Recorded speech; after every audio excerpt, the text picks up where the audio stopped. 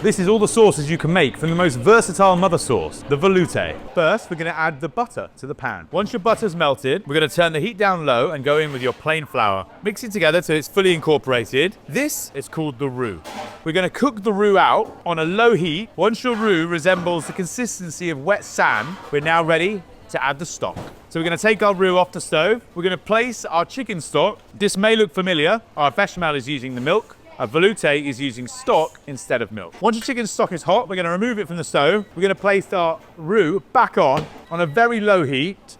We're going to ladle the chicken stock into the roux and gradually incorporate it. We're going to do it bit by bit so that the stock is effectively creating a slurry with the roux and loosening over time to get a really smooth velouté. Once your stock is incorporated, we're then ready to add more. It is quite common to use 50% dairy and 50% stock in your velouté. We're keeping it a classic velouté as we're using this sauce as a base. I'm now going to add in the rest of my stock, and at this stage, now I'm going to transfer it to a whisk. Basic velouté ratios are 1 part butter, 1 part flour, and 15 parts of stock. You can actually make variations of this. You can use beef stock, we can use fish stock, and you can also use any vegetable stock as well.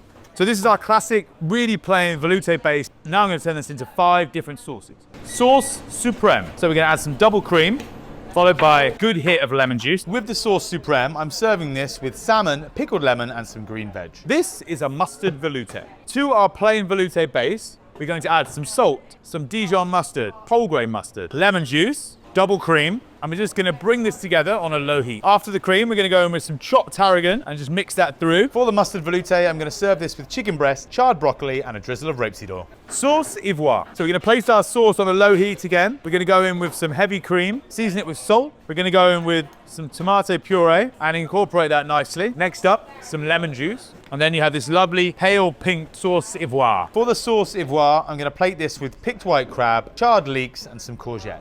This is herb velouté.